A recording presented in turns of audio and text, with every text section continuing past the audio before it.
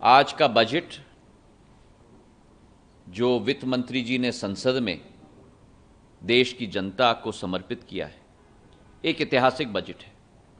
यह स्पष्ट रूप से बताता है कि आज भारत विश्व स्तर पर अग्रसर हो रहा है, आर्थिक रूप से एक शक्ति के रूप में उभर चुका है, सामाजिक रूप से, सांस्कृतिक रूप से, और भारत अब विश्व का नेतृत्व करने वाला क्षमतावान देश हो चुका है। और इसलिए इस बजट में महत्वपूर्ण है कि हम समझें कि आज भारत का जो सफ़र है, अमृतकाल से शताब्दी काल का सफ़र, इस सफ़र में जो भारत का नया रूप धारण होगा, उस रूप में जहाँ एक तरफ कैपिटल एक्सपेंडिचर, स्थायी एसेट्स में निवेश किया जा रहा है, 11,11,000 करोड़ रुपए, ये इतिहास में पहली बार 70 वर्षों में किया जा रहा है। कांग्रेस के शासनकाल में 2 लाख करोड़ रुपए भी निवेश नहीं किया जाता। तो ये एक इन्वेस्टमेंट ओरिएंटेड बजट है। और उसी के साथ हमारी महिलाओं के लिए, युवाओं के लिए 3 लाख करोड़ रुपए का प्रावधान है। हमारे किसानों के लिए, हमारे गरीबों के लिए, चाहे वो ग्रामीण इलाके में हो चाहे शहरी क्षेत्र में हो, 1 करोड़ घरों का प्रावधान किया गया है। 10 लाख करोड़ रुपए की योजना है। और इसलिए ये बजट हर मुद्दे पर, चाहे रोजगार पे आप देखो, जहां युवाओं को नया अवसर दिया जा रहा है, कंपनीज में जहां नौकरी पहली बार मिलेगी वहां 15,000 रुपए के लिमिट तक उनको इंसेंटिव दिया जाएगा, कंपनीज को इंसेंटिव दिया जाएगा, इंटर्नशिप्स के लिए योजना बनाई गई है। ये एक नई सोच विचारधारा प्रधानमंत्री जी के नेतृत्व में की शुरुआत हुई है और भारत को इस बजट के साथ नया रास्ता मिला है।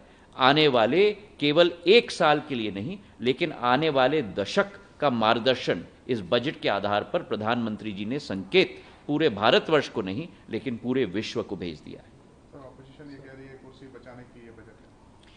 देखिए, मैं यही कहूंगा कि कई लोगों के लिए अंगूर सदैव खट्टे होते हैं, और जब देश की जनता ने विपक्ष को अपना स्थान बता दिया है, 10 साल के लिए नहीं लेकिन 15 वर्षों के लिए, अंतरात्मा में झांकने के बदले में दूसरों को उंगली दिखाना, इससे कोई लाभ विपक्ष का नहीं होने वाला, देश का तो छोड़िए।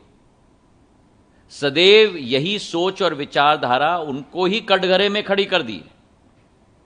और आज भी ये नकारात्मक प्रवृत्ति अगर रखेंगे तो शायद देश की जनता उन्हें उसी स्थान पर रखेगी जहां एक ऐतिहासिक नया, एक क्रांतिकारी बजट आया है, वहीं एक संकीर्ण विचारधारा का प्रस्तुतिकरण अगर विपक्ष करेगी तो फिर मुझे लगता है कि देश को तो बढ़ाने के लिए की सोच नहीं है, लेकिन वापस घसीटने की सोच है, जो सर्वविदित आज देश की जनता को हो चुकी है।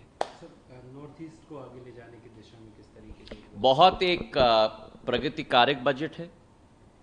हमारे उत्तर पूर्वी राज्यों के लिए विकास और प्रगति की नई योजनाएं, चाहे इंडियन पोस्टल पेमेंट्स बैंक के 100 ब्रांचेस की बात करें, असम के और पूरे उत्तर पूर्वी राज्यों के बाढ़ के लिए योजनाओं की हम बात करें, चाहे नए शहरों के लिए पानी की योजना हो, एसटीपी की योजना हो, चाहे ग्रीन एनर्जी की हम बात करें, चाहे रोजगार के अवसर की हम बात करें, तो उत्तर पूर्वी क्षेत्र के लिए भी बहुत एक प्रगतिकारक ये बजट रहा है। बहुत बहुत धन्यवाद। आज का बजट जो वित्त मंत्री जी ने संसद में देश की जनता को समर्पित किया है, एक ऐतिहासिक बजट है।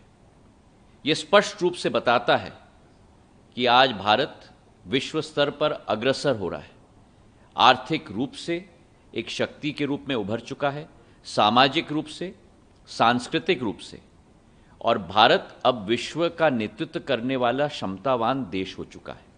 और इसलिए इस बजट में महत्वपूर्ण है कि हम समझें कि आज भारत का जो सफ़र है, अमृतकाल से शताब्दी काल का सफ़र, इस सफ़र में जो भारत का नया रूप धारण होगा, उस रूप में जहाँ एक तरफ कैपिटल एक्सपेंडिचर, स्थायी एसेट्स में निवेश किया जा रहा है।